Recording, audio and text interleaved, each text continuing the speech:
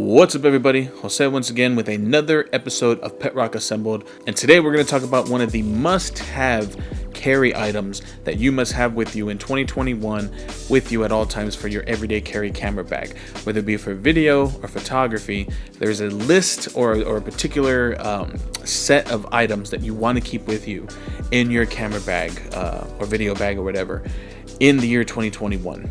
And it's not necessarily tied to just 2021, but talking about it now, one of the most, in my opinion, underrated items that photographers and especially videographers tend to forget about, especially when you're first starting out with videography, cinematography, and so forth, is one of these. And it's not necessarily the case, but what is housed inside this case. Now, currently, right now, we are filming on the Canon EOS R5, and on the front lens element of the R5, we are shooting with the Moment Cinebloom 10% Cinebloom filter. Now, you've heard me talk on the channel about what we used to use to film, and that is the Sony ZV-1, and attached to it almost permanently was always a black Pro Mist filter, and you can see it right there. It adds a little bit of kind of raised bevel, if you will, and that's the bad boy right there.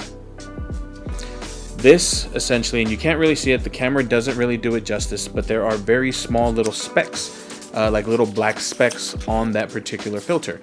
And what that does is it kind of acts as almost as a dehazer kind of filter.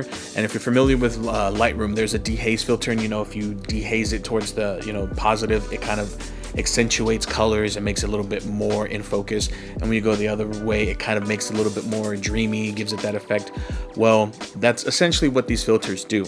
And in my opinion, the reason why a good set of filters is most underrated is a lot of times when you're out shooting, if you do not plan for harsh sun or a location where you might have bright conditions, yes, you can always decrease the ISO, and yes, you can always increase your aperture to make it f6, f8, things like that. But what you're missing with that is you are going to pretty much get rid of your potential bokeh and your shallow depth of field by not being able to shoot at your lens's most wide open aperture, like f1.4, f1.2, and so forth. So you're decreasing that, and you're closing the shutter to kind of fight off that brightness of the sun or where you're at with lights and things like that. That's where these filters come into play. It helps kind of decrease the brightness of it, makes it a little bit hazier, and then you definitely want to invest in one of these. This is a variable ND filter from a company, used to be called Gobe or Gobe, it was G-O-B-E. Now it's called Earth, U-R-T-H. And if you pay close attention, as I mentioned, this is a variable one. So you can see right there, and as I turn it, it gets brighter. And I'm looking up at my monitor right now. And then as you turn it the other way, it gets darker. Now this, what I like about this particular one is that there are hard stops, and I can't really get it right here, but it doesn't allow me to turn it anymore. It stops right there. And as I go to the most minimum, it stops when I get there. Now, it doesn't have hard clicks. There are some that have hard clicks to let you know you're at, one stop light, two stops, you're stopping, three stops of light, and so forth. This uses kind of like a graduated from least to heaviest. And then again, you can see it as you turn the filter right there. Now, these again are very, very underrated and very underused, especially as I mentioned when you start out, because of the fact that that allows you to keep your aperture wide open and potentially shoot at lower ISOs and not having to crank it up if you're, or actually vice versa, if you're needing to increase your ISO, which is fine because a lot of times current cameras can shoot video at higher ISOs, and some of their base ISOs even have extended ranges, like some of the Blackmagic Pockets, or even past 1,000 plus ISO, you're going back to that base ISO. So it's one thing, like I said, to have these for videography, and it's also a great thing to have them for photography, especially if you have a limit on your sync speed, or you have a limit on your shutter speed. You can't go past 1/8,000th of a second, and it is super, super bright, and you just can't go past that, and you don't really want to stop down to go like to f6 or f8 or so forth, then that's definitely where an ND filter can definitely come into play and help you. It's going to allow you to achieve great exposure and keeping your lens wide open, so to speak. It's also a great way to capture slow motion shots, as far as long exposure shots, I'm sorry.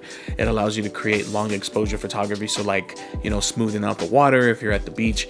That type of filter is definitely something that you want to keep in your everyday carry for your photography. I got this little one right here. I have a much larger one that looks like a little pencil case or a booklet case. It's about the height of a paper. This I like because it fits in my own Bowery bag and can fit up to, let's see, we got a couple of step-up rings to go along with that one on the Sony ZV-1. We have the large variable ND filter, and then we have the smaller variable ND filter. This goes on either my Fuji's or my Sony ZV-1. Yes, I could adapt this large massive one to that, but it looks really weird when you have like your Fuji X100 or your, you know, X Pro 3 with the 23mm or 35mm on there, and you have this massive, you know, piece of glass right on the front. So that's why I went ahead and got like the smaller ones. But that wraps up this episode of PetRock Assembled. I just wanted to talk to you guys about what I believe is one of the most underrated uses or most underrated piece of kit and gear that does not get used a lot as its full potential, and those are polarizer filters, variable ND filters, and these kind of pro mist, Cinebloom kind of hazy, dreamy style of filters. It takes away also that digital edge for videography as well. So if your film looks too digital, you know, and you're trying to make it look more filmic, these filters are definitely worth picking up. They definitely assist in that particular scenario, and it gives you that more real life view versus that super sharpened, super ultra high def 4K, 8K style footage, which I understand, you know, it's kind of, you know, a little bit of what's the word I'm looking for, like counterproductive, or, you know, kind of misleading when you're trying to get the latest and greatest. You know, you want to get 8K like the EOS 5 can film, but then you're adding this type of filter that kind of dehazes it. And again, it's all to personal taste. Me personally, you know, it depends on the situation. If I'm filming something at night, I absolutely love the way these Cinebloom filters and the Black Pro Mist filters work to kind of give the lighting that much more dreamy effect. I personally really enjoy that versus having a super sharp, super sharp image that especially the EOS R5 can provide. Shout out again to all of the subscribers. We've lost a few of y'all, which is, you know, it's going to happen. Right now, I believe, as the recording of this video, which is Monday, April the 12th, we are at 2,714 still. Shout out to each and every one of you subscribers out there and PetRockMedia family members. I greatly appreciate each and every one of you. If you're new here in this type of content and just kind of quick rants, quick information, quick tips and tricks for your photography and cinematography, that's something you like, hit that subscribe button and punch that bell icon. I will catch each and every one of you beautiful human beings in the next video. Peace.